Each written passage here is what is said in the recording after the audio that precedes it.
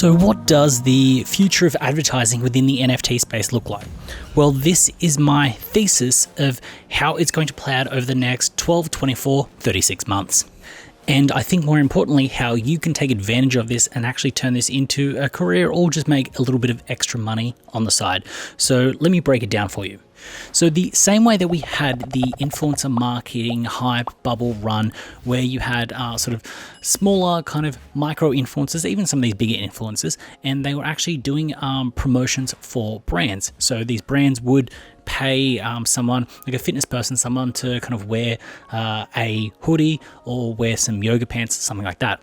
Where I see the Web3 space going in NFTs, things like that, is the fact that all of these big brand, Web2 brands are going to bring over their Web2 thesis when it comes down to marketing aspects, when it comes to spending money on advertising and spending money on influencer marketing. Now, right now in the space, the Web3 space, the market is very hesitant to sort of advertising and promotions in that aspect. The fact is, if a project can't be spun up and run in an organic sense, people are kind of very hesitant. They think it's a scam. They don't think it's going to be worth anything. It's just not well accepted. But when Web 2 people come over, they're used to seeing influencer marketing. They're used to kind of seeing what's happening. And you can kind of see that a little bit within the Web 3 space. But you will also get these big Web 2 brands coming over that will be spending money. They will want to spend money. They will want to kind of promote things, and they will want to have advertising and run advertising budgets. Now, let me kind of break down an example.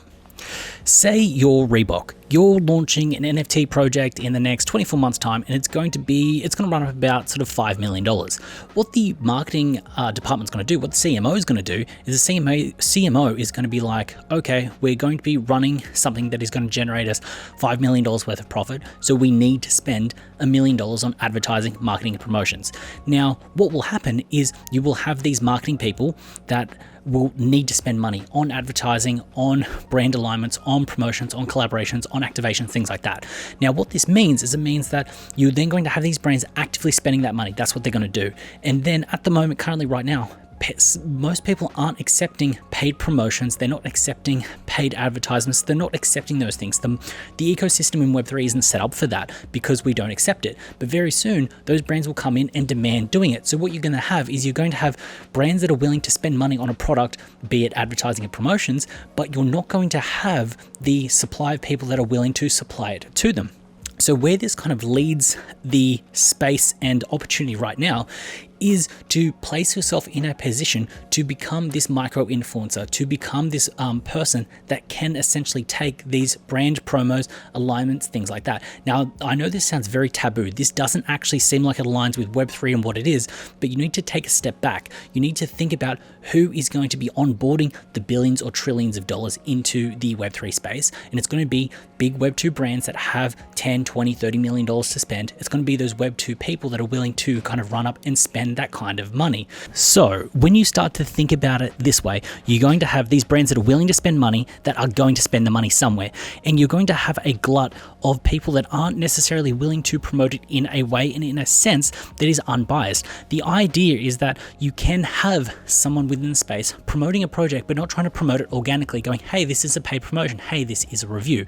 And by doing this, there is going to be a whole bunch of sort of people within the space that are able to take money. Now, it's not just YouTubers, it's going to be TikTokers, it's going to be people that write on blogs, it's going to be a whole bunch of different people that have these brands and ecosystems set up in a place to actually take advantage of running these advertisements, running these kind of promotions, because the winner of the space will be the people that have the YouTube, TikTok, Twitter, Instagram, all of these platforms set up and then end up doing a deal. The ones that go, hey, it's going to cost you $100,000 to then get a slew of advertising products that I can then promote themselves. Because what happens right now, especially on YouTube, is you will have someone that has 3 or 4 channels. They will get a deal with Squarespace, with Audible, with sort of Raid Shadow Legends, for example. And what they'll do is they have, or it could be a manager, will then strike up a deal between multiple different channels to get exposure across the board. Now, look, what you need to think about with NFTs is they're going to turn from less of a speculative investment into digital products, digital collectibles. The idea is people will speculate,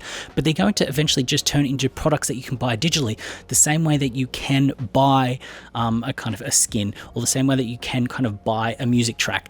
We're going to get to that point where NFTs aren't the 100x kind of speculative assets that we kind of know and love right now, but NFTs are going to turn into an everyday thing. And the blue ocean opportunity right here is set yourself up in a position to get an audience, speak sort of with conviction, speak with honesty, just like I'm talking to you now, and then have a spot. Because if in this video right now I said, hey guys, I need to kind of, here's a sponsored promo, this project is launching on this date with this time, you need to do your own research, but here is the promo, the press read, you then know it's an ad. You then know that you shouldn't FOMO into it. I'm not passing it off as it's organic content. It's like, hey, this video is brought to you by this digital product. And this is where I see the space going in 12, 24, 36 months time. So right now, I'm positioning myself not just on one platform, say Twitter or YouTube. I'm trying to position myself in different ways, get my reach, and put myself in a position that I can take advantage of these deals later on. Because someone that has sort of 200,000 audience members across all these platforms, they can then take on a $20, $30, $40,000 deal to then do it. Now, here is another flow-on aspect that I am seeing in the space right now, and this is why it's leading towards it. The fact is, everyone is creating an NFT agency right now. I get hit up daily with people going, what are your rates? How much does it cost for promo? What are your rates? How much does it cost for promo? And these aren't projects. These are agencies that are dealing with a bunch of other projects. And what has come to my attention is the fact that people are out here trying to buy a product that I'm not selling. And it makes sense that when we fast forward 12, 24, 36 months, we're going to end up in a position where these brands and agencies, products are going to still want to be buying this as a product, but they're not going to have anyone to sort of be buying that kind of thing off. So it means that everyone right now that is setting up an NFT agency will need to get a whole bunch of people in place. So it means that right now you can start up a YouTube channel, start up a TikTok, start up a Twitter, an Instagram, you can do YouTube shorts, you can write blog articles. And the idea is you can start to build up a small little audience which can then be monetized later via advertising. And I think this is an underrated play. This is something that people aren't seeing. And I think that this will be the next kind of slew of people that will be able to make money within the space, but not make it the way that we're seeing now. Now, the reason it's taboo is that right now people don't want to see shield stuff because they don't want to be left as a bag holder.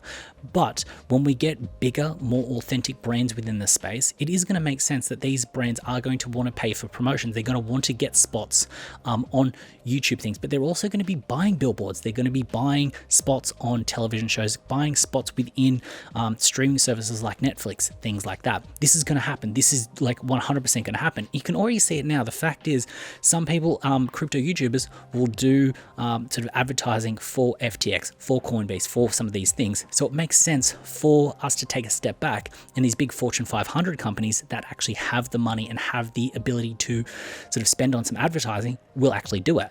So it's a natural progression of where the market's going. And when this clicks and when you understand it, you're going to realize that there is an opportunity for you to actually kind of make some money or be positioned in a way.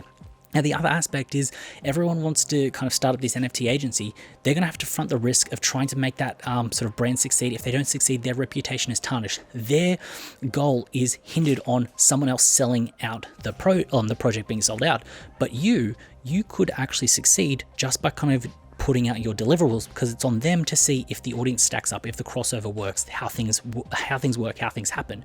So it then means that even if you're not a creator yourself, you could start to get in touch with all of these creators and then become an aggregate. You could then have the agency, or you could be an agent that looks after these people to then get those deals in the first place. And the idea is you could then take a clip there. There are other different ways, but you need to look at what is currently working, what is thriving, and how people are making money in the Web 2 space right now. And if you do that, you're going to find a way for you to actually kind of take advantage of this and actually make some money when Web 3 kind of matures into what it's going to be. So what am I going to be doing right now to position myself to succeed in 12, 24, 36 months time?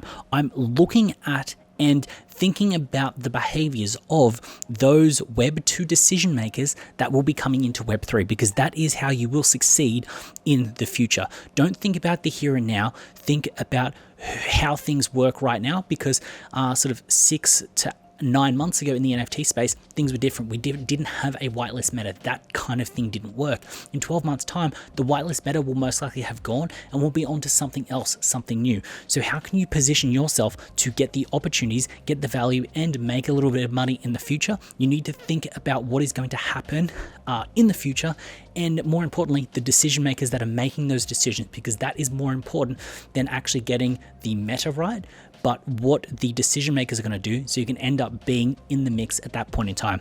So hopefully you found value in this video, a bit of a different one today in the backyard, just trying to mix it up, try to change the way that I'm conveying information and conveying value so that hopefully it sinks in differently, so it actually does kind of click, and hopefully it kind of sets you up for the future. If you found value in this video, please consider hitting up that subscribe button, and while you're down there, also hit up the like button.